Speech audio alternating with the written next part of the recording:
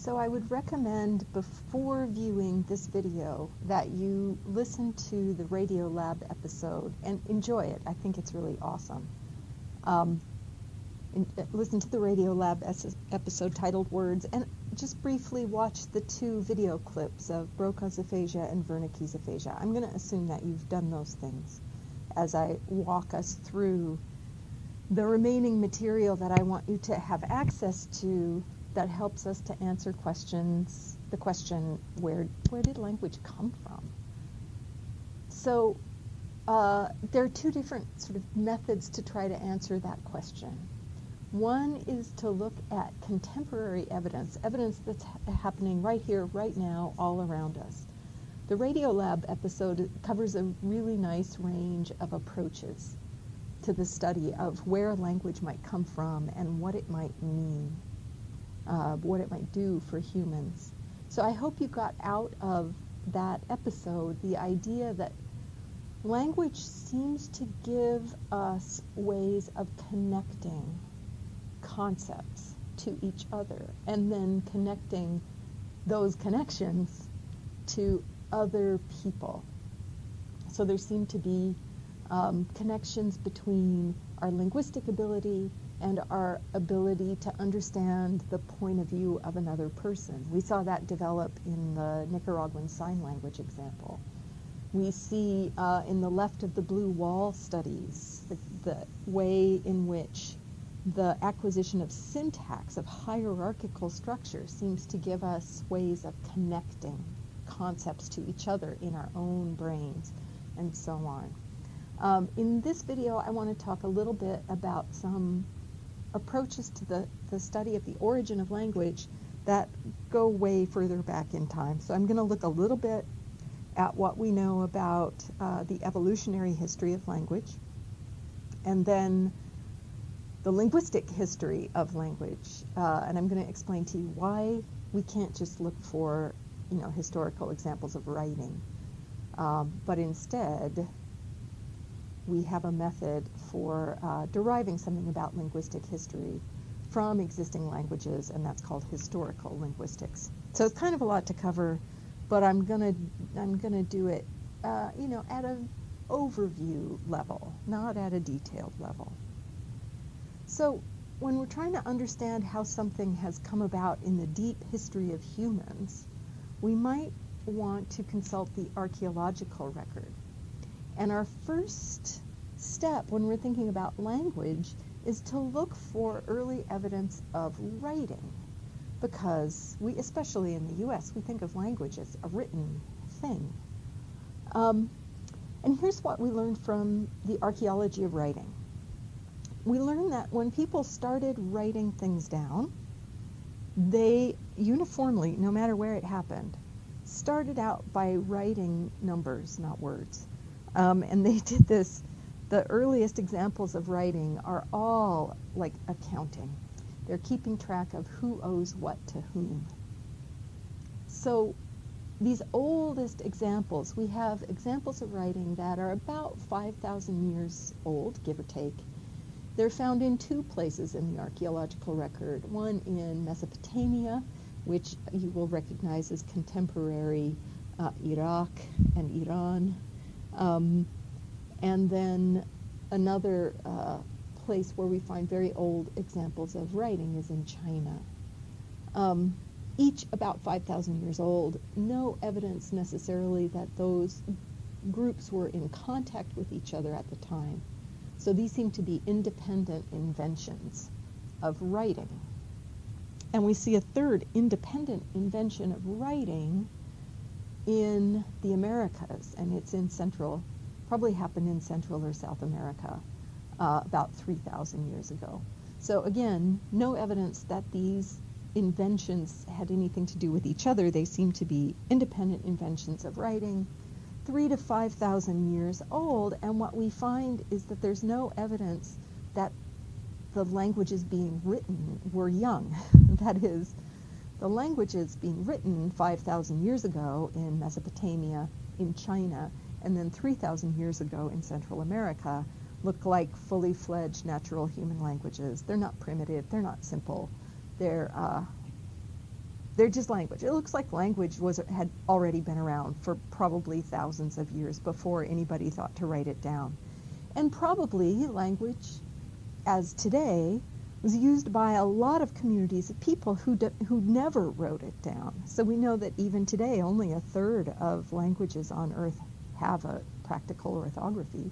Most humans, through most of history, have used writing, have not used writing, have used language as an oral or gestural system only without writing. So this is why this does not help us to understand the origin of language, because writing comes along way too late. So we look in the archaeological record for other evidence that humans are doing some sort of symbolic activity, something that's sort of like what we know language does. And we look for things like cave art, representational drawing or painting. These are some of the oldest examples we know of representational art. They're 35 to 40,000 years old. These particular examples come from Indonesia, but we find examples of similar age in places like Australia and Africa, some even in Europe. And this one in particular is one of my favorites because has a picture. The contemporary folks outlined this drawing in white so you could see what's drawn on the cave wall. Well, it was drawn 35,400 years ago, something called a pig deer, which I had no idea what a pig deer was, so I went and found out. They still exist. This is one. So representational art, 30 to 40,000 years. Well, that's not necessarily very helpful. So we may, if we extend our definition back of art, like to include things that aren't so clearly representational, we might even get to 50,000 years old, some of the archaeological records of people making symbolic art. And I hope you understand why we're looking for evidence of symbolic art, because we think language is a system of symbols. We want to ask, when do we have the first evidence that human beings are using symbols? Well, if you stretch it, maybe 50,000 years ago. Does that mean that that's also how old language is? We don't know. This is one current theory of the development of anatomically modern humans. And I show it to you just so you have a sense of how complex our study of our own human evolution really is. And this study is growing and changing with new finds all the time, and new approaches. So I would expect this picture to be altered many, many times in the next 40 to 50 years. But this is a recent depiction of what we think we know about the origin of anatomically modern humans. That's this group. So the orange bar gives us a time depth. For anatomically modern humans, we probably may have just overlapped with some other members of the genus Homo, like Homo heidelbergensis. We probably overlapped, almost certainly overlapped with Neanderthal, also with Homo erectus. You see that these groups are, like, we don't have a clear, straight lineage. We divide the fossil record for humans into two sort of eras, or two important groups. Homo, the genus Homo is our Homo sapiens sapiens genus. These are our direct ancestors. And they go back, if you see the oldest examples of Homo, genus Homo, maybe 2 million years, maybe. Earlier cousins include the Australopithecines. There are others besides Australopithecus, but Australopithecus is kind of the celebrity ancestor genus. And they're somewhat older. They're certainly our ancestors too, but they're more distant ancestors, more like cousins than grandparents. And Australopithecines go back maybe 4 to 5 million years. There's some other ancestors who are probably a little bit older in our lineage. So this is the lineage that has separated from the one that went forward and has resulted in chimpanzees and gorillas and bonobos and others of our close ancestors who diverged from us probably 6 or 7 million years ago. So this is a kind of a current picture of what we think is the family tree of anatomically modern humans who would have emerged about 200,000 years ago, and then diverged. So archaic hominids, notice that they don't exist anymore. They diverged just before us guys. These are Neanderthal, those are the European kids we're most closely related to, and Denisova, those are the African kids we're most closely related to. This work now based on genetics. And what we find is some probable intermarriage among these different groups and some genetic divergence starting here around, 125,000 years before present, something like that. So here's the question. Did these kids have language? Did these kids have language? Did language grow up here? Notice that 50,000 years before present, we've already massively diverged. So origins, we can sort of think about the origins of language probably happening somewhere between 200,000 years ago and 50,000 years ago, but that's a long period of time, right? Hard to say. So we try to look for direct evidence. And one interesting piece of evidence that we can take from the study, comparative study of vocal tracts, is the position of the larynx. So your larynx is behind your Adam's apple. We studied that in phonetics when we were doing articulation. Your larynx is way down here, low in your mouth. The larynx of other mammals and of many of our ancestors is in a different position. It's up high. So this is the position where it is in a chimpanzee. This is a picture of a chimpanzee sagittal section. This is a human sagittal section. But Homo habilis, for example, had this kind of geometry. All of the Australopithecines did. This is a high larynx. And the larynx, the lower larynx, seems to have appeared in some genus Homo critters, ancestors, by about 400,000 years ago. We've talked about this, I think, before, but one of the things that this low larynx does for us that's horrible is it makes it really hard for us to avoid choking to death, because when we're swallowing our food, it's relatively easy for the food to go into our lungs. The larynx is below this divergence between the trachea and the esophagus. And so we can choke really easily. The critters with a high larynx tend not to choke to death very often. And human infants are born with this very high larynx. The larynx in humans descends in the first year of life into its adult position. So all other mammals, most other mammals, and human infants have a high larynx. They're less likely to choke to death. But the high larynx means the tongue root mobility in the oral cavity is decreased substantially. It might mean that it's harder to articulate different speech sounds, right? The low larynx gets us killed because we choke to death a lot, but it allows us to articulate different speech sounds. It doesn't really do much good other than that. So some people think, well, it's the descent of the larynx that maybe facilitated the origin of language.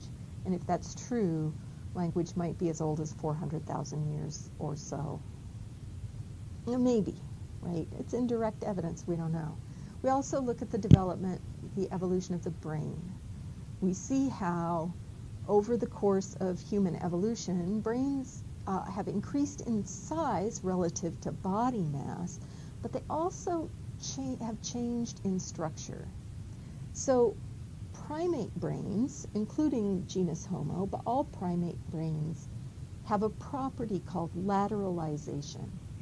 Lateralization is the property by which certain functions seem to be accomplished more in one brain hemisphere, left or right, than in other brain hemispheres.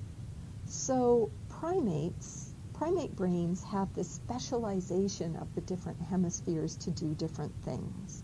That's different from other mammals. And it turns out lateralization, language is highly lateralized in humans. So we might see lateralization being in the brain being kind of a precursor. We need lateralization in our brain in order to have language. But that's a pretty old development. It's true in all primates. By Homo habilis, the relevant brain structures may have developed to allow what is called amodal representation. Amodal representation relies on lateralization, but here's what it means.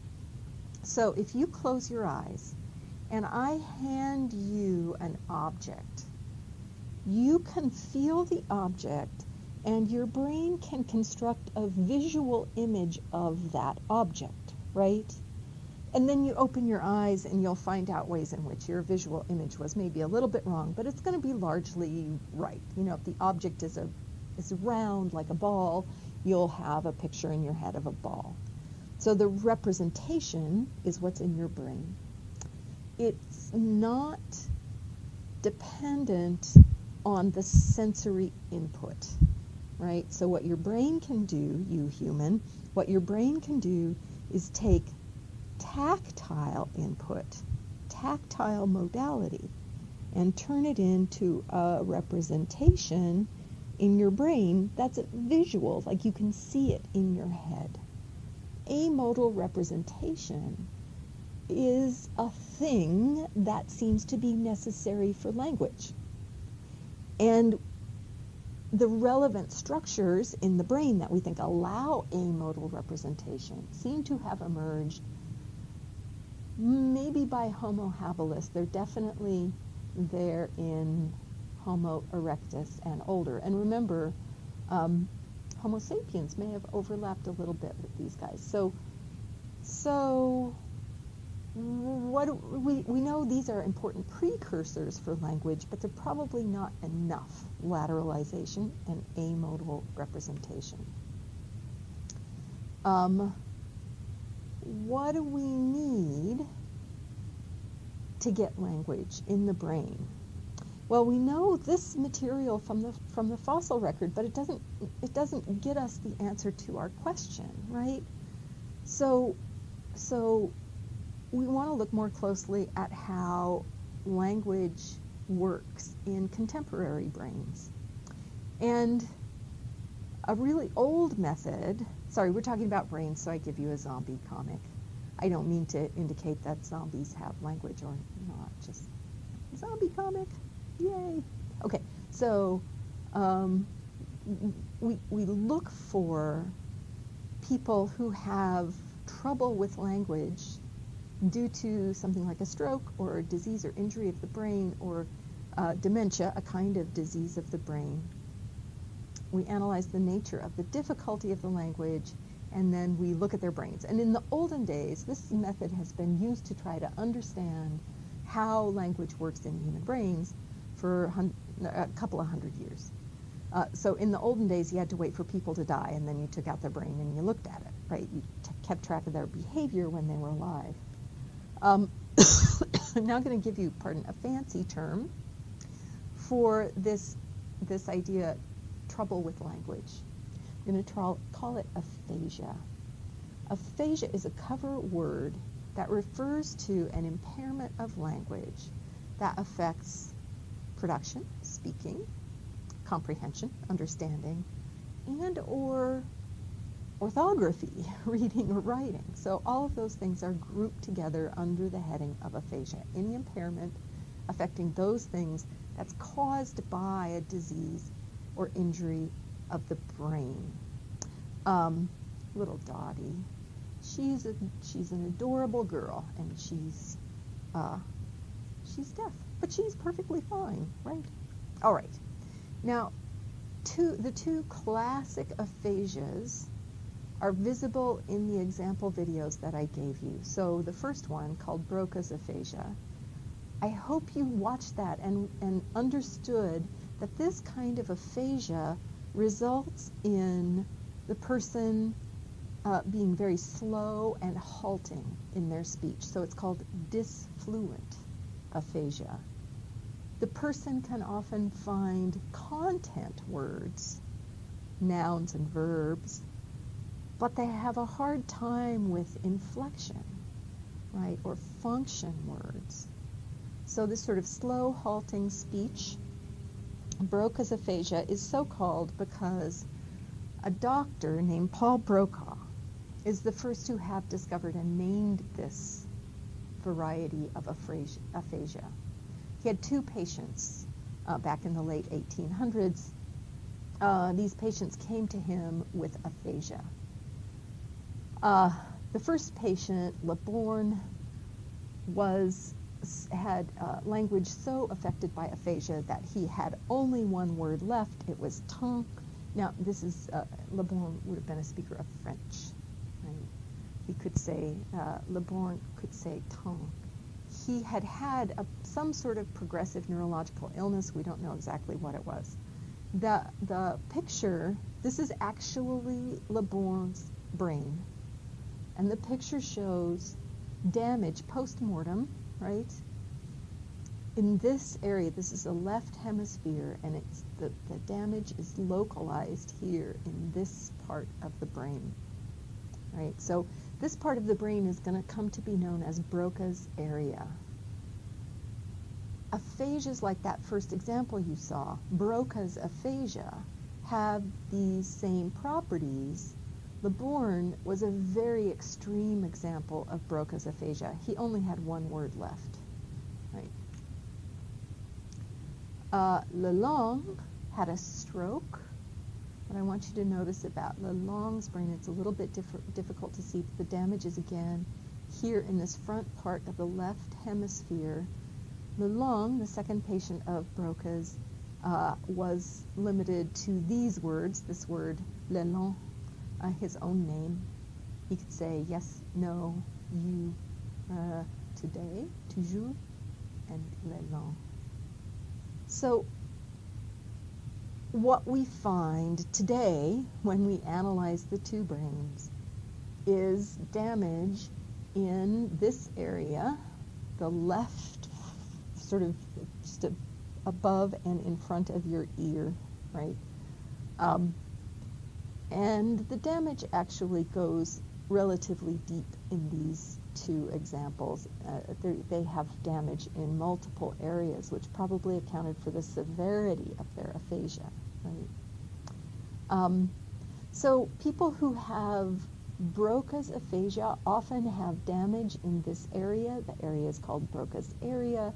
They have non-fluent aphasia. The second video that you watched, I hope you noticed that the gentleman was able to speak with normal rhythm. He could talk fast.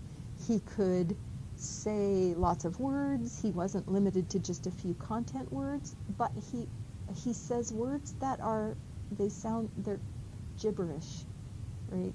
Gibberish. So that gentleman is a victim of Wernicke's aphasia. Wernicke's aphasia, so named because the neurologist, the Dr. Carl Wernicke, again in the late 1800s, early 1900s, started to see patients with a similar pattern of symptoms.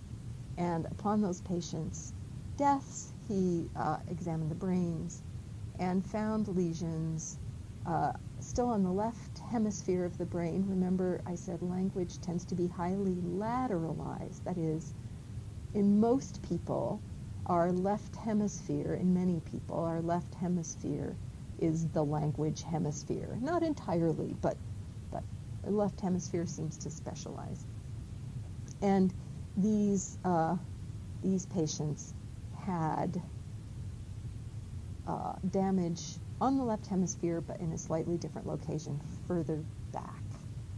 And this is the pattern of symptoms that Wernicke observed. So, nonce words, those are words that don't exist, but they're possible, but they just don't exist yet, right?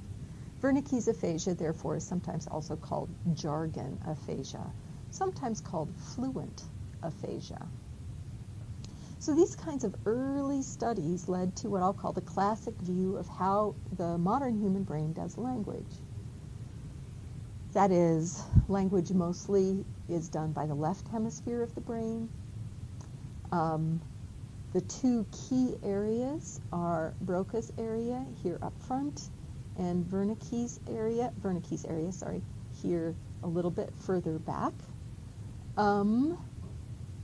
Now that we can actually study brains in use, scholars such as our own Stephen Wilson, who tragically is leaving the U of A, I think, after this academic year to go to another institution, but he's been here for several years, he's awesome.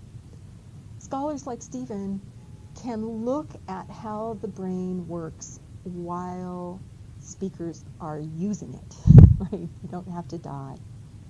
And what we find more and more is that in the modern human brain, language is distributed to a number of areas. There's individual variation. It does seem to be true that for most of us, most of our language processing is happening to the left.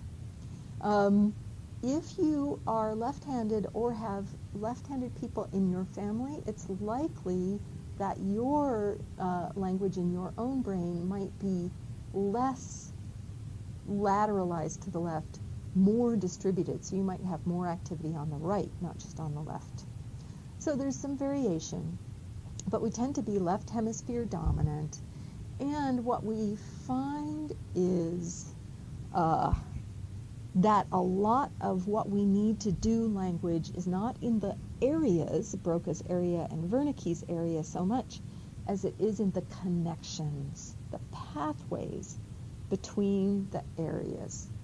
So this image shows patterns of activation connecting different areas. And what I want you to focus on is the red-yellow pathway, which goes sort of up top, and the blue-green pathway, which goes below. We'll call this lower pathway the ventral pathway, and the yellow-red guy up at the dorsal pathway. And what we find is, oversimplified, that when this lower pathway, so both of these pathways connect Broca's area to Wernicke's area, roughly. But the ventral pathway, when it's damaged, what we find is that folks lose their words, but they don't necessarily lose their ability to combine words.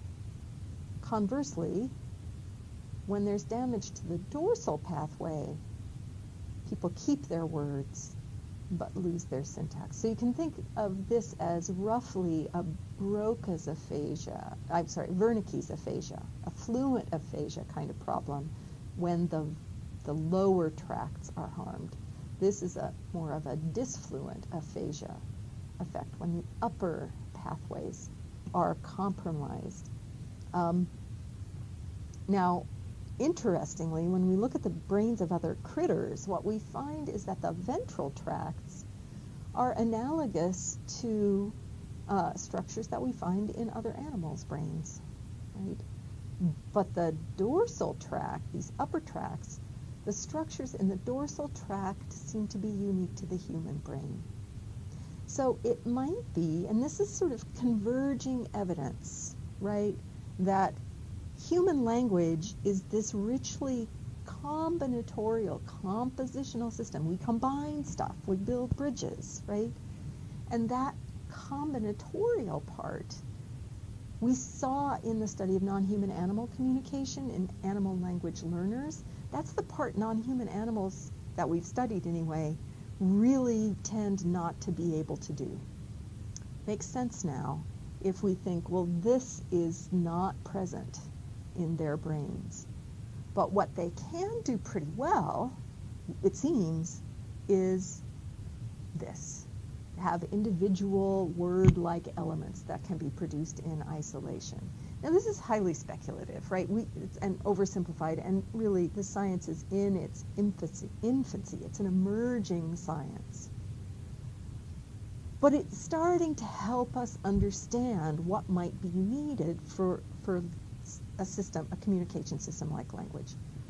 And it looks like what might be needed anatomically for language is a set of structures that emerge with Homo sapiens sapiens. That might be unique to humans. Now, that's speculation, and students should go study neurolinguistics, the study of language in the brain. Bright young scholar, holy crud, you've got lots of work you could do. Oh my goodness, that's not a good animation. But I'll tell you what this slide should say. When we think about the origin of language, we have two possible ways language could have come into being, right? It might be that language emerged for humans once, exactly once, and then spread. Or it could be that different populations of humans got language separately. So there are many ancestor languages. I'm going to call the first possibility, where there may have been a time in the past when all humans spoke the same language, as the linguistic monogenesis hypothesis. And the second possibility, where there were separate independent inventions of language by human populations, linguistic polygenesis. And I'm going to tell you that right now we don't have a way to decide which of those hypotheses is correct. But we do have a branch of linguistics called historical linguistics that's trying to answer that kind of question.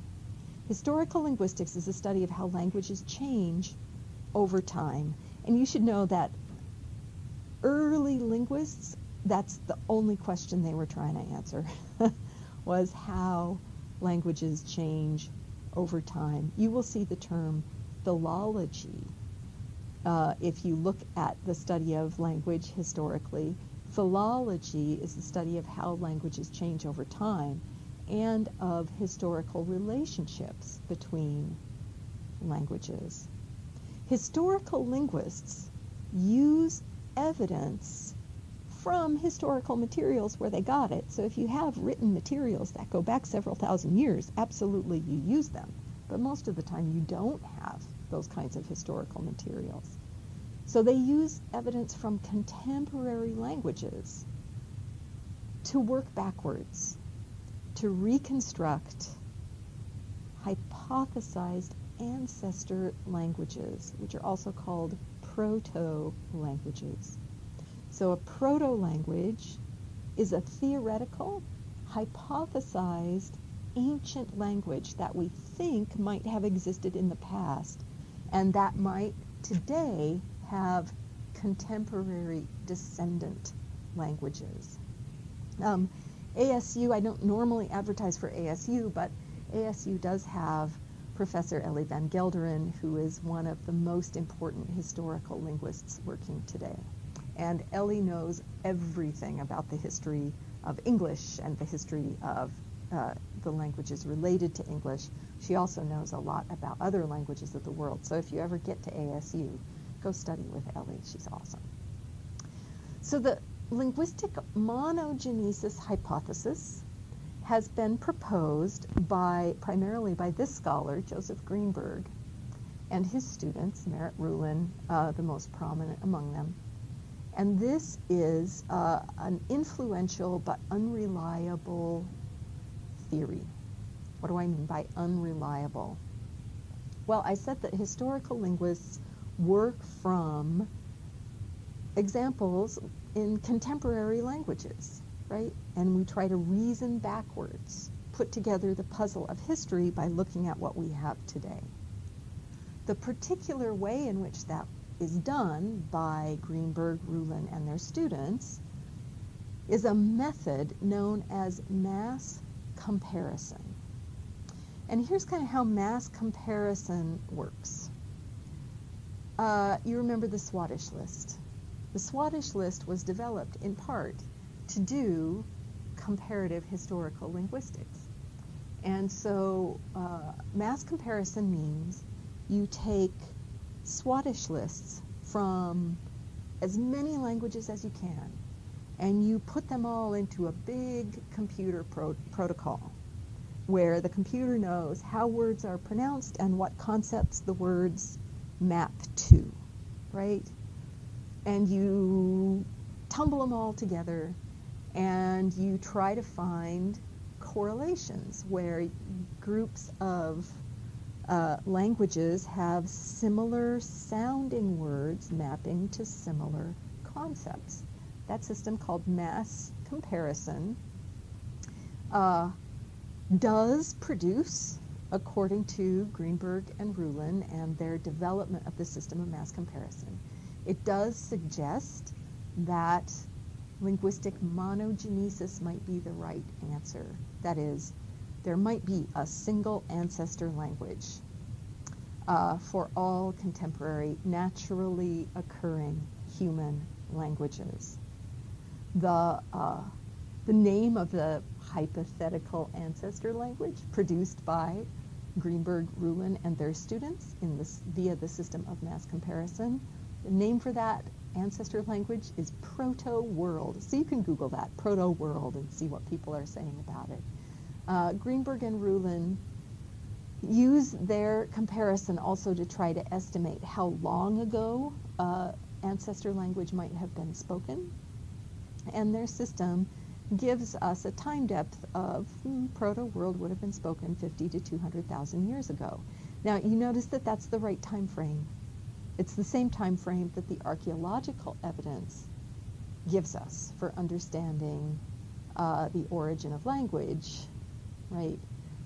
But, problem, we find that the system of mass comparison actually gives us wrong results if we use it in cases where we already know the answer.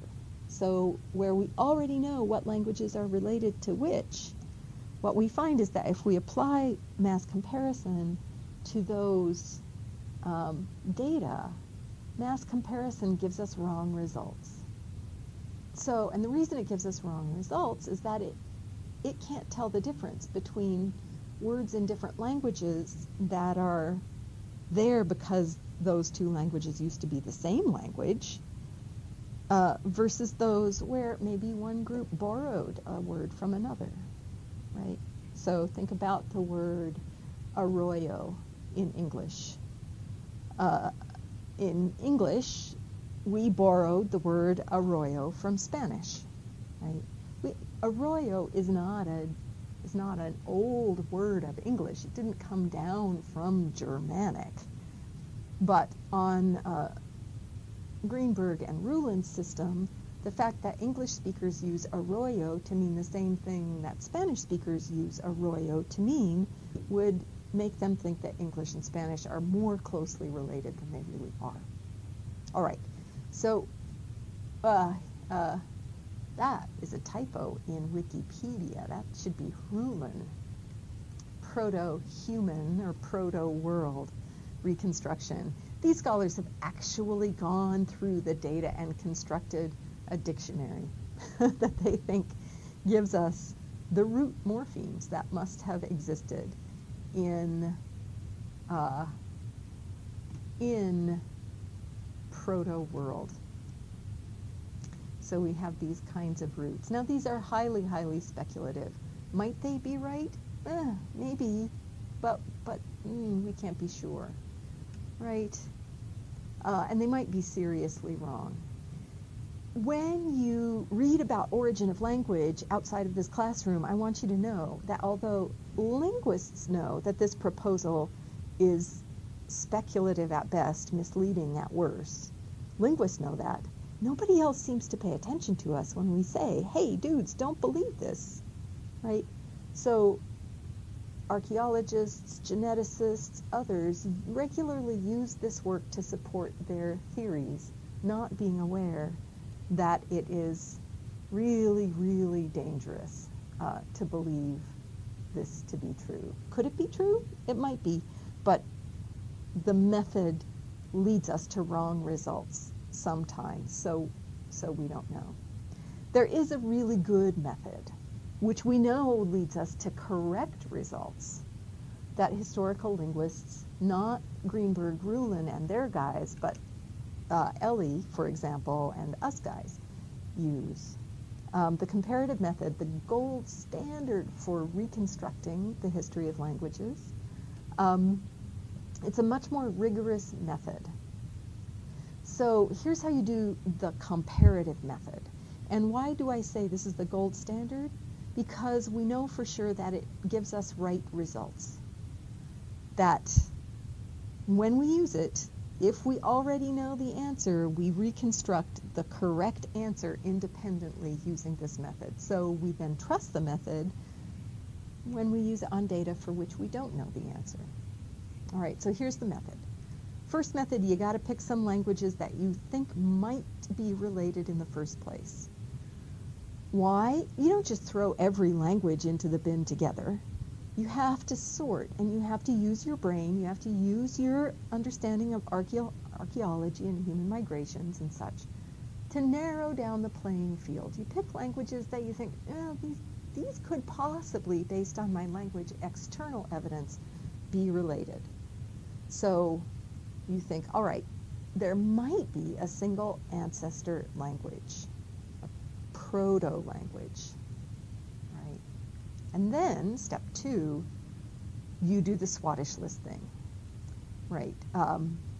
You find words in these languages that seem to sound alike and have similar meanings. That is, words that could be cognates. Cognate means words used to be the same word in an ancestor language, and now they're different words, right? So arroyo in English and arroyo in Spanish are cognates because they come from the same ancestor. Oh, but that's a borrowed word, so that's a bad example for a cognate. I can think of others, but I'll give you an example later of good cognates. You can probably think of some words in English that are also descended from the same root as Spanish. In fact, father and padre are cognates. Thank you, brain, for thinking of a good example of cognate forms in English and Spanish, father and padre. Okay, so Swadesh lists are often used for this. You don't have to use Swadesh lists, but you could. But you want to select some words that you think could be cognates. Now, this is a set of some words in 6 different languages. The first language is English. And these are words that share the same meaning as the English word, but they're each from a different language. And what I want you to do is stare at these lists and figure out which languages are related to English. That is, which words are cognates for each other. So if we look at the first row, we see home, heim, hiem, hiem, heim, koti.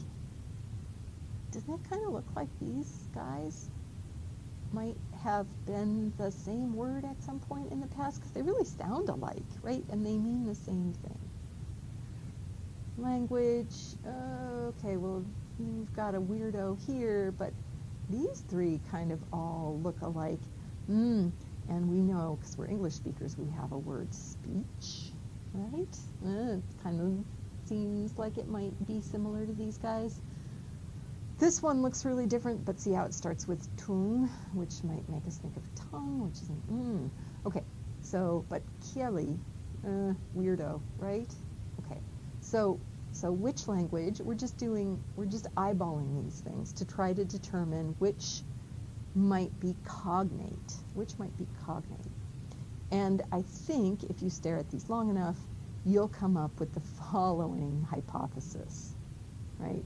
That the words from these languages, which happen to be English, Icelandic, Danish, Norwegian, and Swedish, many of them are cognate for each other. They hark back to an individual ancestor word. Finnish, these words are not cognate to any of the other words in the list. Finnish is unrelated to English, at least so far as we know. So Finnish is a member of a linguistic group called Uralic. English, Icelandic, Danish, Norwegian, and Swedish are all languages in the Germanic subgroup of the Indo-European language family. How do we know that? Because we did the comparative method on all these languages, so we know. Other sister languages to English in this Germanic subgroup include Afrikaans, Dutch, Faroese, Frisian, German, Limburgish, Luxembourgish, Scots, which is not the same as Gaelic or Gallic. It's different, Scots, English, and then Yiddish. Those are sisters of English, Icelandic, Danish, Norwegian, and Swedish, right? That's the Germanic subgroup of Indo-European. I'm not going to ask you to memorize these languages or these subgroups. What I just want you to notice is that if we look at cognates, we see patterns. We look for cognates and we see these patterns that suggest, all right, these languages kind of look like they might be related to each other, right? But this one really doesn't look like it's going to be related to any of these others, just based on the words. That's step 2 of the comparative method. Step 3, and this is the one that really, really works. Within those words that we think are cognate, we look for systematic sound changes, also known as correspondences. And if you find them, you can conclude safely that the languages are related, that is, that they descend from a common ancestor. Of course, you can look beyond words, you can look at other aspects of the grammar too, and that's going to help. But correspondences seem to be key. If there are no correspondences, then the languages are probably not related to each other, at least not in a way that's reliably detectable. Okay, so how do we know that the comparative method works, and do you recognize this dude? Because you should, you know his name from not linguistics. That dude is Jacob Grimm. Jacob Grimm, one of the brothers Grimm, was a philologist, a historical linguist in his time, and he discovered a pattern of correspondences known as Grimm's law. It's a pattern that was part of the discovery of this language family, Proto-Indo-European. So if it wasn't clear to you before what I mean by correspondences, you'll see an example here that might help. Proto-Indo-European is the hypothetical mother, grandmother, great-great-great-great-great-great-great-grandmother. Here's modern English, right? Historically, via some varieties of West Germanic, via Germanic, Old German.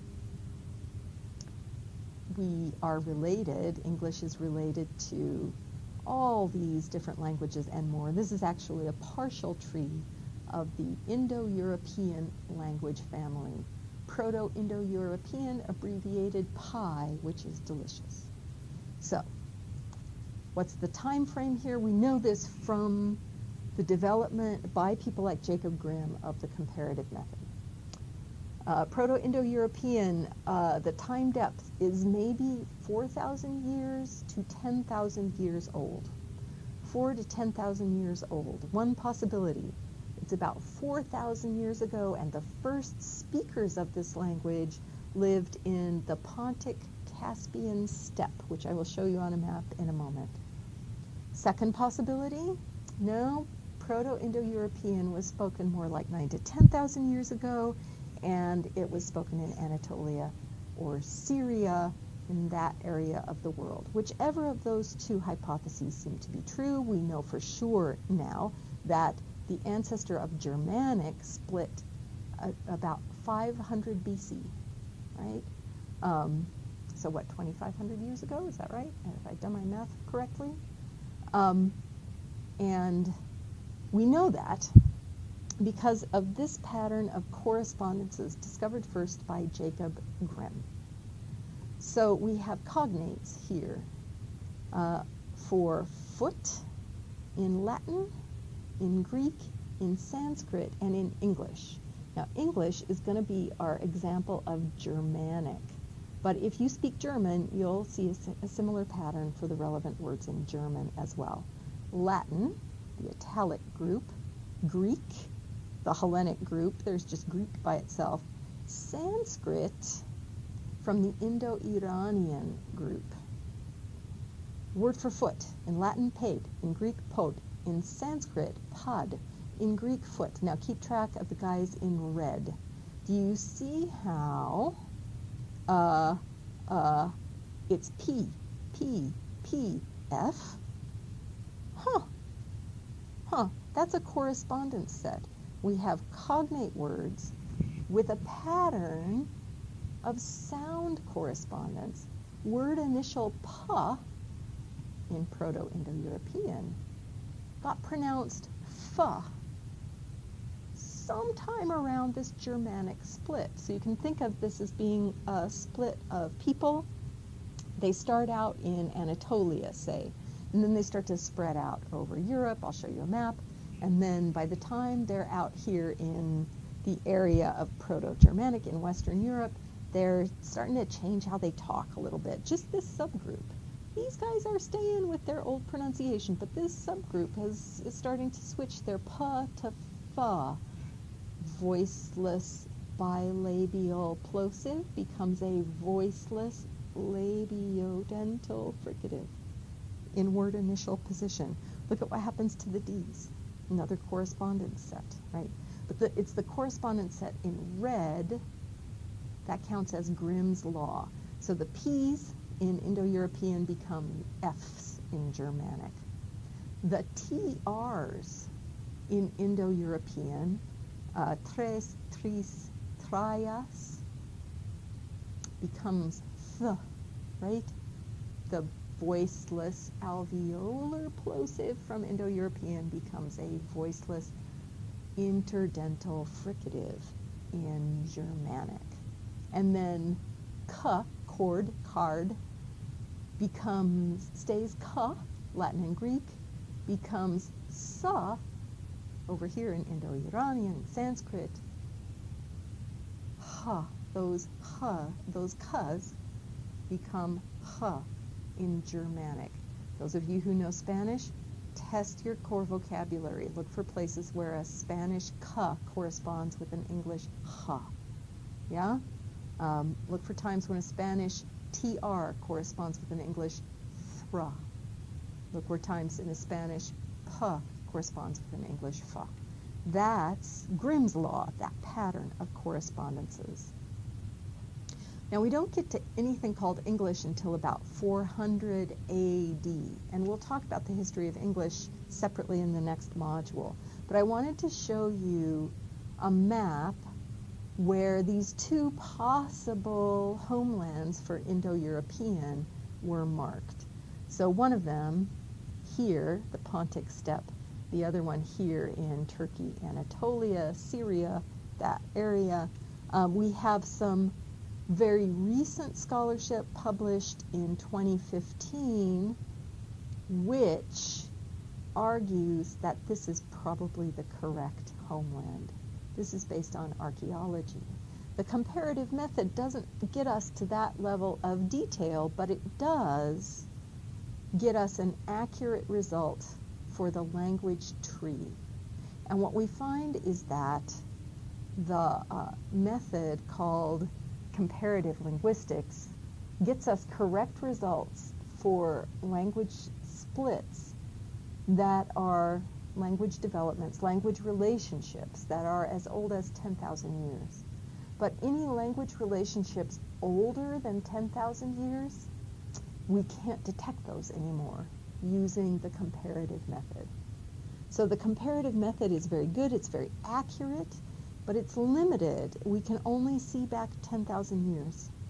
And you know, to get to the origin of human language, we probably need to see back 50,000 years at least, maybe more like 200,000 years. So the comparative method doesn't get us the right answer necessarily. We can't tell whether linguistic monogenesis is correct or polygenesis. But we do think that our oldest ancestors for English and other Indo-European languages were probably running around the Pontic steppe 4,000 years ago or so, right? 4,000 years before the common, before present, should be before present, before common era, so it might be more like 6,000 years ago. In any case, maybe the Pontic steppe. This is what we know about the spread of the Indo-European languages. I'm going to just walk you through the history of this language family by big jumps, just so you can kind of see how languages tend to spread, or at least how this language family spread.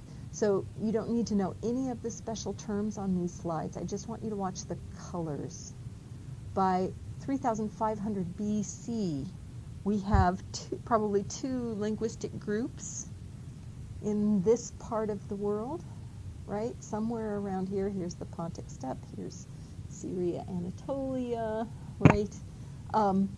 And if we fast forward 1,000 years, we see probably related peoples, related varieties branching out and differentiating from each other. These are terms for different archaeological sites and pottery types. You don't need to know those. I just want you to see gradually these folks start to migrate all over the place. They bring their language with them, but their language starts to diverge, right? It's people in different areas start to talk a little bit differently from each other. Fast forward another 1,000 years, look what happens. These guys are everywhere. Now I want you to pay attention to purple, because the purple is going to be an important subgroup for our purposes. By 1500 BC, we have Indo-European languages being spoken all through Eastern Europe. They haven't yet made it to Western Europe, but more of Eastern Europe. Well, I mean, this is the eastern part of Western Europe. They haven't made it all the way to the coast. They're spoken in Eastern Europe all the way into the Middle East. Here's Sanskrit, Hindi, right? And here's Greek, and they're starting to really spread. By 500 BC, these language groups are firmly established. Note Celtic. Celtic is the ancestor family for the indigenous languages of the British Isles. Here's the British Isles. Right? Purple is going to be Germanic. Italic, that's going to be Latin, right?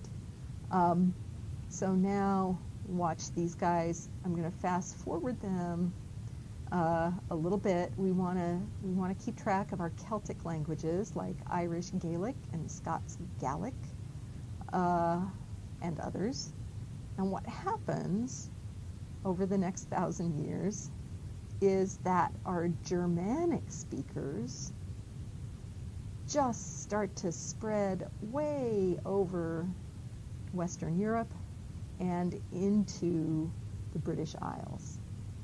And in particular, there's three groups of Germanic speakers, the Angles, the Saxons, and the Jutes, who make it over to the British Isles, and they're the guys who then sort of found this little colony of German speakers in the British Isles, and that set of varieties of German comes to be called, by the middle of the 5th century, English. English. English.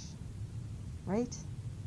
This process in which a language community begins to spread and split is called dispersion, and it is the most common way in which we get new languages. This is how linguogenesis happens. Right? It probably starts as dialectal variation, and gradually different communities start to take on different group identities, and they identify as different languages. Oop. That's just a different picture, but now with sheepdogs, of the same darn slide. So, how did language come to be? We don't know. It's probably the longest way of saying, I don't know, that you've ever heard. But I hope you understand better why we don't know and what we do know about the origin of language.